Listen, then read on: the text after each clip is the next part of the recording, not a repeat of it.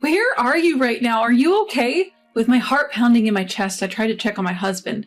But to my surprise, my husband was perfectly fine. In fact, he lets out a heavy sigh over the phone and dismissively replies, "What's all this about? I'm at work as usual. Stop calling me when I'm busy."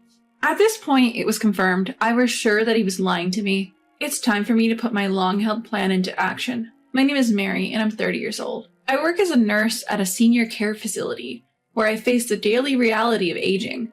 Looking back, people used to tell me in my student days that I was naturally caring. So when I grew up, it only made sense for me to choose a profession where I could put that nature to good use. The residents at the facility range from those who are relatively active to those suffering from dementia.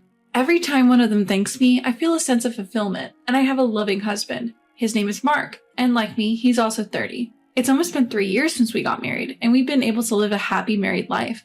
Although we don't have children yet, there's no particular dissatisfaction. I still wanted to enjoy my time with my husband. However, my husband has been working overtime and working on holidays. He works at a bank and is busy every day. Even so, I had never heard of working on holidays at the bank, so I was a little suspicious.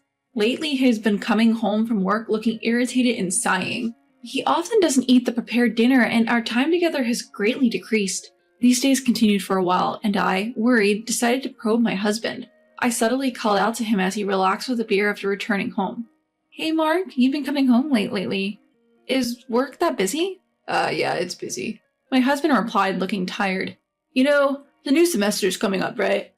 Maybe that's why we have a lot of customers for transfers and account openings. That kind of work takes quite a bit of time." "Is that so? The banks have strict business hours, right? Even so, do they have overtime and work on holidays?" Upon my inquiry, my husband's eyebrow twitched. I didn't miss that moment. That reaction. Maybe there really is no overtime or working on holidays. But Mark wouldn't lie about something like that. Seeing me deep in thought, my husband quickly said, "That's not it." He started to explain with a broad smile, as if making an excuse. "Actually, there's a lot of work that doesn't finish within business hours. New employees are coming soon, right? I'm also working on making manuals for them. It's just really busy." "Manuals? Are you the one making them, Mark?" Yeah. All the other employees said they are bad at it, so I had no choice but to do it."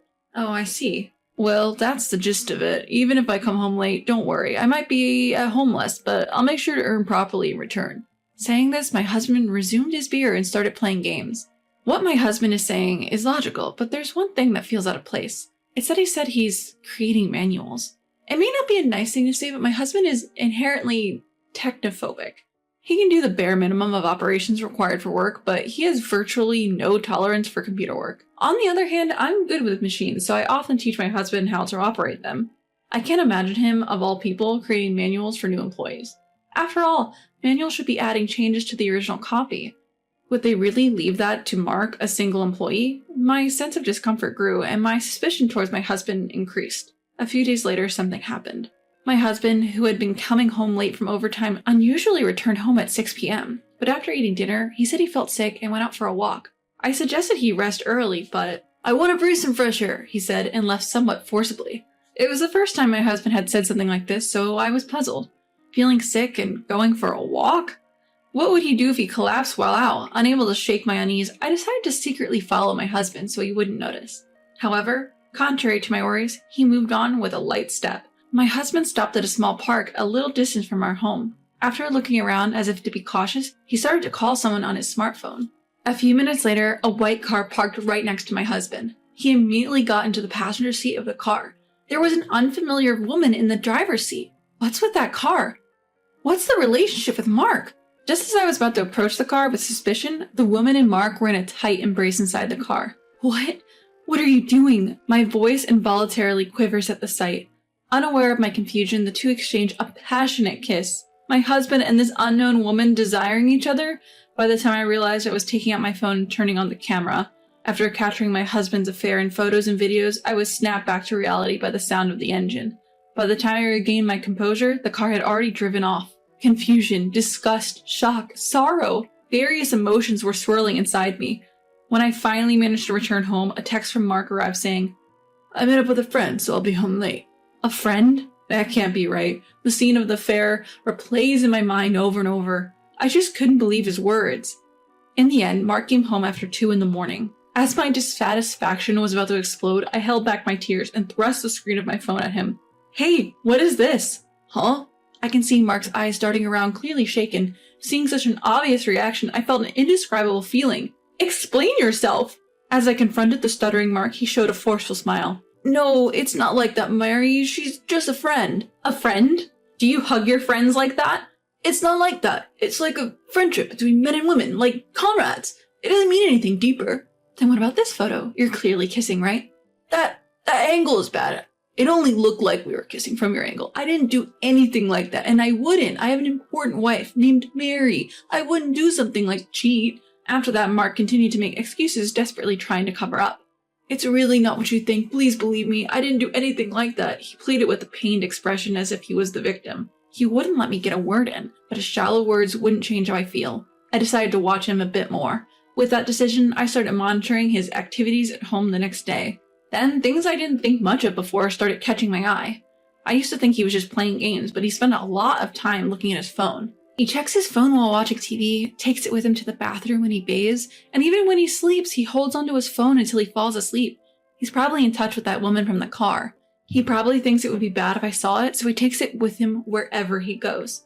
Ever since that day I confronted him about his affair, he's been coming home right on time, as if all his previous overtime was a lie. Mary, I'm home. I bought a cake on my way back today. Let's eat it together. A cake? Why all of a sudden? No particular reason. You like sweet things, right, Mary? I thought you might be tired.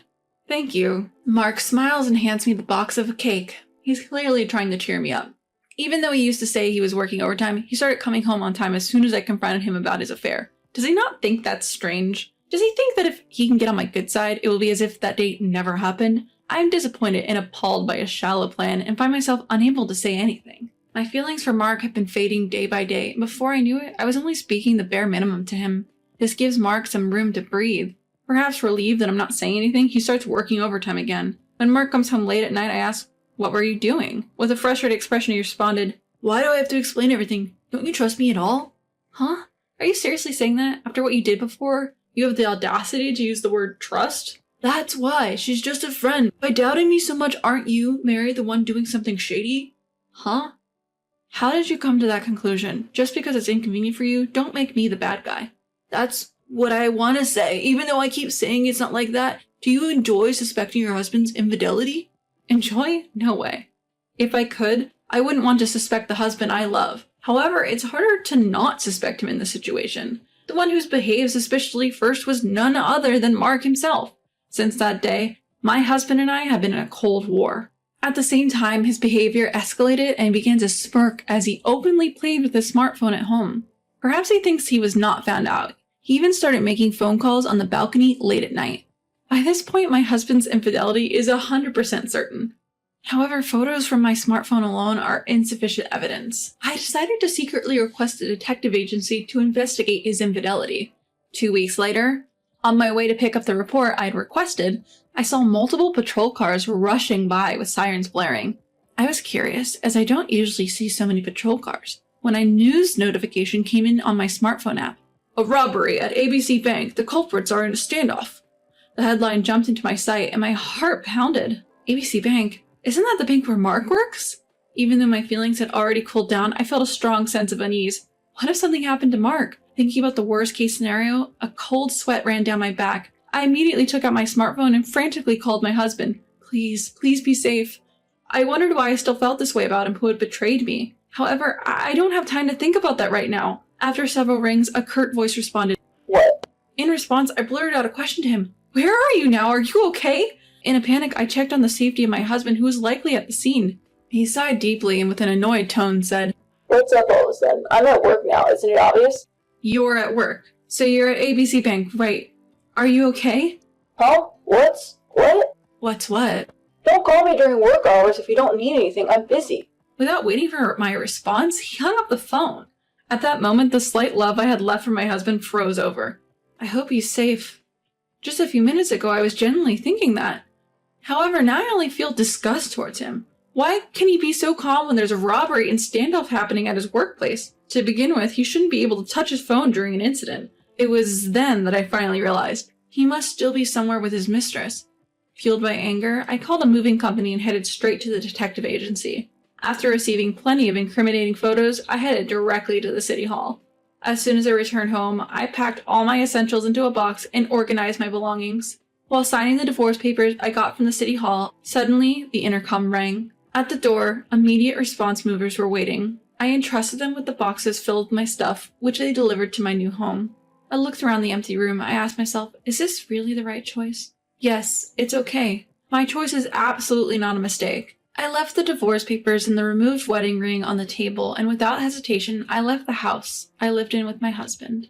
The place I headed after leaving the house was an apartment near my workplace. I had rented the room in advance just in case anything happened after I noticed my husband's infidelity. When I arrived, the mover's truck was already parked there, so I proceeded to move in my belongings.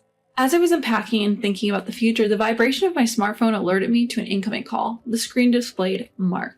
I took a deep breath, composed my turbulent emotions, and answered his call. Hello? Hey, Mary, where are you right now? When I got home, your stuff was gone.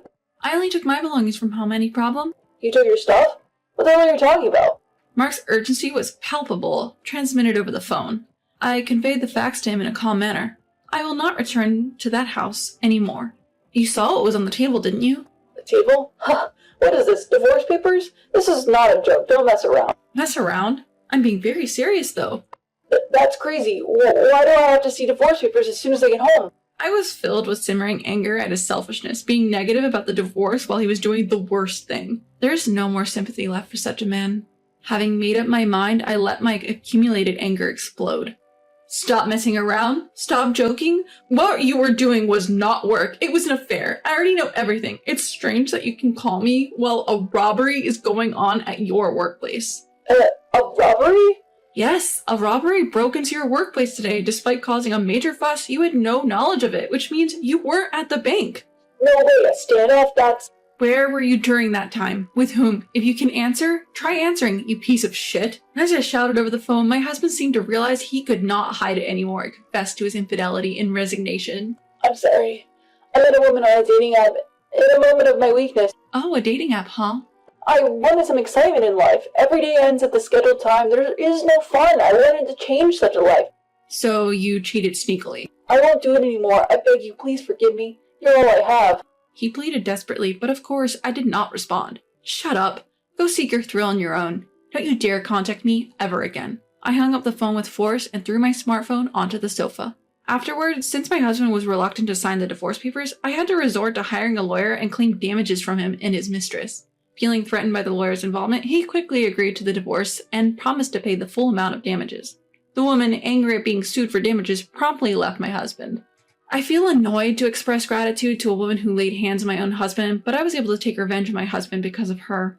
So I thank her for cheating with my husband. I was able to throw away the unnecessary things and finally step into a valuable life. For a while, days of striving at work will continue. I will live each day cherishing it, proud of my own life.